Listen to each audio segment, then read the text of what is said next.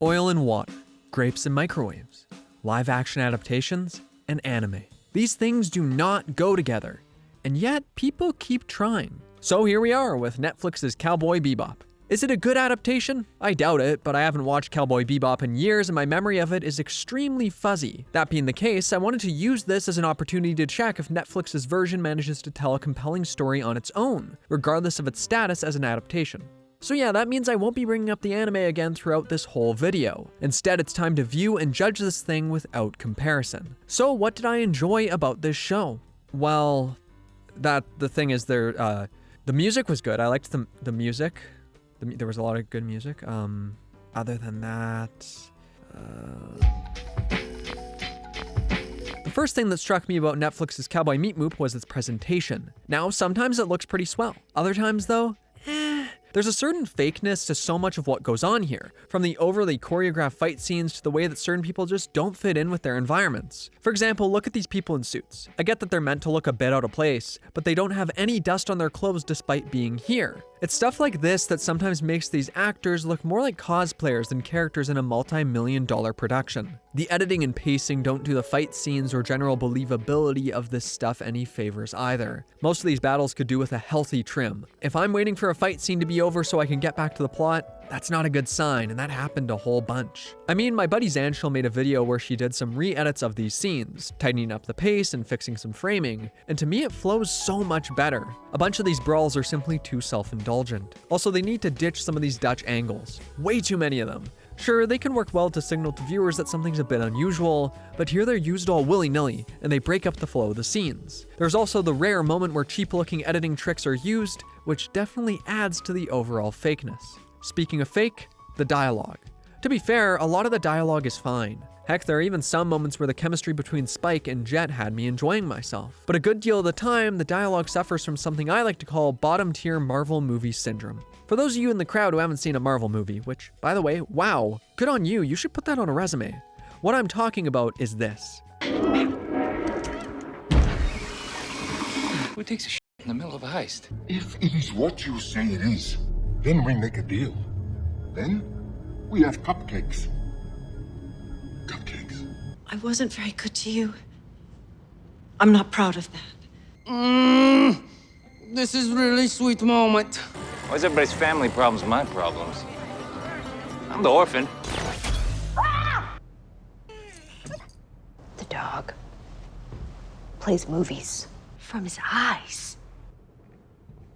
From his eyes! Shoots video from its eyes. So what happened in these scenes? Well, one of the characters was appointed as the audience stand-in. As such, they're going to be telling us how we're supposed to feel or think in this moment, parroting back to us what we should have already realized. I really hate it. Sometimes it goes against a character's personality, but it's still used anyway. Other times it's predictable and drags the pace of the show to a halt. Like, yes, I know it's weird that the dog shot video out of its eyes. I don't need someone to tell me that 3 times. If you're gonna make your show weird, just let it bask in its own weirdness, without this need to assure the audience that you knew it was weird from the start. At other times, the jokes and quips simply don't land for me. There's this rock, paper, scissors one straight out of the Big Bang Theory. There are all these predictable, repeated back and forths. It got to a point where I was so tired with the meh jokes that even the ones I like better didn't land. Meanwhile, most of the minor characters are hamming it up to the max. Having a couple characters like this could be fun, but at a point, I just wanted to be able to take the villains seriously, to view them as genuine threats instead of jokes. All in all, this show hits like a brick to the brain. It's blunt and it lacks nuance and subtlety. Unfortunately, I also didn't connect with the main cast. Now, that's not to say that the actors did bad jobs. I could actually see them doing wonderfully if they were working with different material. But since I didn't like so much of the dialogue, well, that makes it hard to care about these people. Spike's character is particularly inconsistent. Sometimes he's relegated to the one-liner funny man or audience stand-in. Other times he feels more like this conflicted, guilt-ridden man. There are moments where these elements of his personality mesh well, but there are even more moments where it feels like he's going through an unintentional identity crisis. However, this isn't the show's only identity crisis. Really, the whole season has one. On one hand, it's a largely episodic adventure that throws this cast of characters into a variety of situations. As we watch them deal with all this stuff, we'll learn more about them and hopefully have a fun time along the way. On the other hand, though, it's concerned with telling an overarching story, and it does that by taking time away from the episodic adventure. What this results in is most episodes having an A story, B story, and C story. The A story, of course, is the main part of the episodic adventure. The B story, however, is more comedic and involves the main players who aren't involved in the A story. Meanwhile, the C story is this season-long plot involving Vicious's attempt to take over the Syndicate. This immediately causes a pacing problem. When the main plot starts picking up pace, we switch to the B plot, only then to go to the C plot instead of returning to the stuff I'm more interested in. However, the bigger problem is that the C plot is just... Here, let me just show you. Tell me. I'm not mad. Your wife sings for me. Consider it my cherry on top. It's a small ask. It's not a small ask. She's my wife.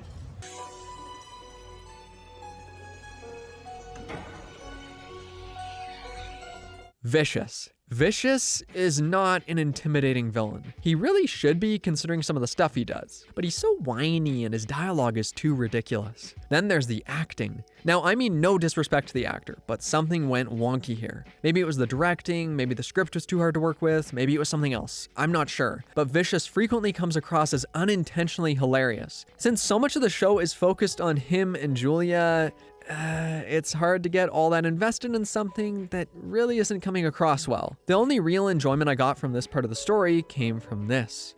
You've betrayed us, Vicious. Hear that voice? Doesn't that sound like Palpatine?